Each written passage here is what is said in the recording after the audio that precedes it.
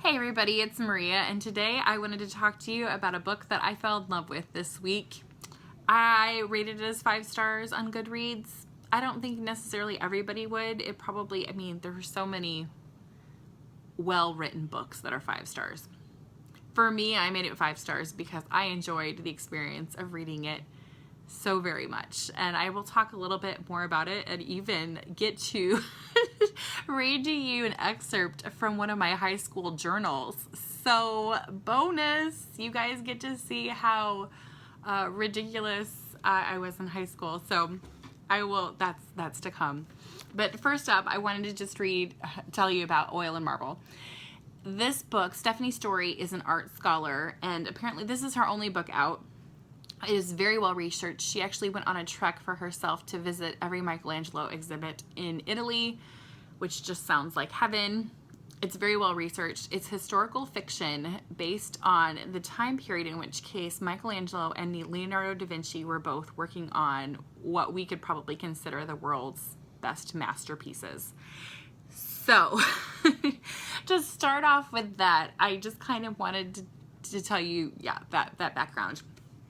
The chapters go back and forth between Leonardo and Michelangelo. They're very short chapters, which I always appreciate in a book because it makes me want to read just one more chapter and keep going. I think she did a marvelous job of weaving back and forth fact with some speculative speculative events that could have happened. Apparently, they both were in Florence between the time frame of 1500 to like 1504, 1505. And that is when Leonardo was working on Mona Lisa and Michelangelo was working on the David.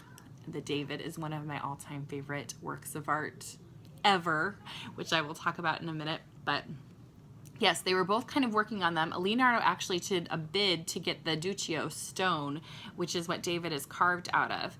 And according to Stephanie Storey, there was a bit of a rivalry and back and forth between them. Leonardo was the older master, the one that had been around the block. Everybody kind of knew him, looked up to him. At the same time, he felt very isolated and not Florentine, which, of course, Florence is known for their city identity and just being very proud of who they are. So he never quite felt like he fit in. Michelangelo, who is of course the son of Florence, had went off. He'd already done Pieta at Vatican and kind of gotten some recognition there. And all, of course, he wanted was just the stamp of approval from home. I mean, that's the whole no man can be a prophet in their own hometown. Totally the case here.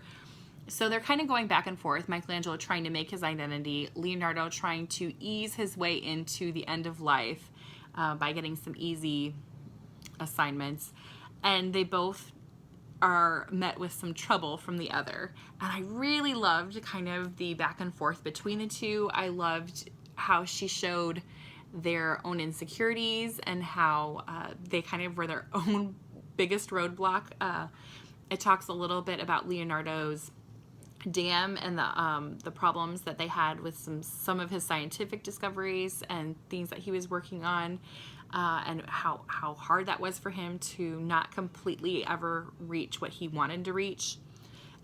She gives some ideas as to the story behind the Mona Lisa and the woman who gave us, of course, that all too favorite smile that everybody likes to see.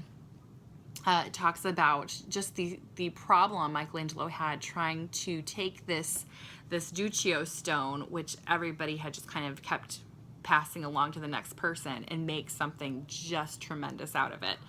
So, and she did a great job of capturing the art in it, the history, the character development behind these real people, while also putting in some pretty compelling plot issues. So anyway, I just really loved this book. And one of the reasons that I probably loved it so much was because on my 16th birthday, my mom, who is the best mom in the universe, took me to Italy with the main purpose being we wanted to see the David. Now, I don't know many moms who take their children internationally to see a nude work of art. I mean, we did other things too, but that was really our main reason. And I will love her forever for doing it because it just changed me. When we got to Florence, which I think is probably my favorite city on the planet, just the art everywhere. I could have spent a lot of time there and a lot of money, but I was only 16, so I was okay. But when we went into the gallery to look at the David, my mom wandered around. She saw the David and she wandered around and looked at everything else. I sat in the room with the David for about 45 minutes to an hour is what my mom said. I didn't keep track because who wears a watch when you're 16? And I just journaled for a really long time. It was before I really even tried sketching, and I probably would have been too intimidated to do it anyway. So I wanted to show you, I got out my high school scrapbook so you guys can see it. So I'm going to read to you the excerpt from my journal. And if you don't care about the excerpt from my journal, you can turn off the video now. But this is just too fun, and some of it I'm sure is going to be me feeling like I was a good writer back then. You know, everybody always, anyway, 16-year-old angst. So, an excerpt from my journal.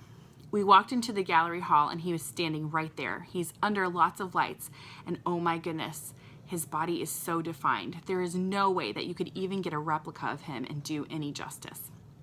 He is holding a sling with a strap wrapped around his back and a stone in his hand by his side. His eyes are wide open, looking off to his left. His curls frame his face, curling around his ear rather flat on top.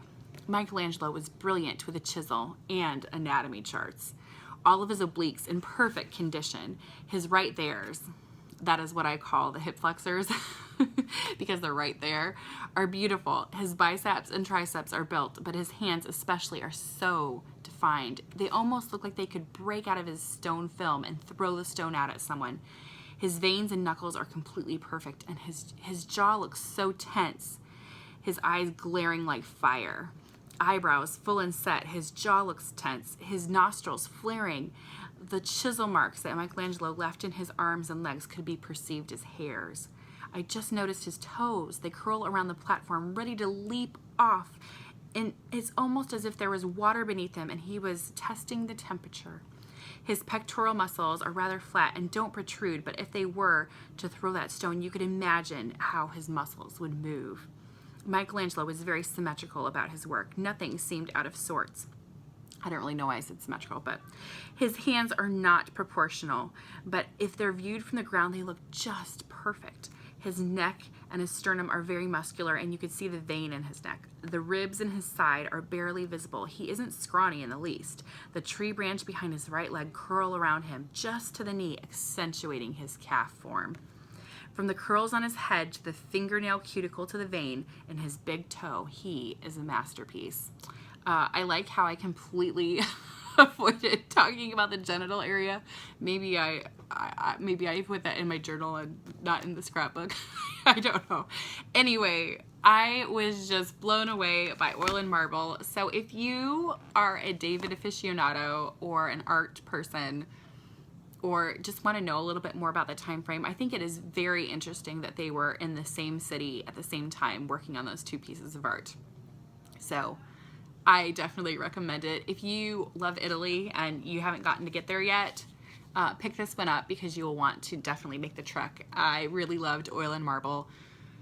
So I will go ahead and stop right there because I'm just going to keep thinking about how happy art makes me and the book. So I will talk to you all later.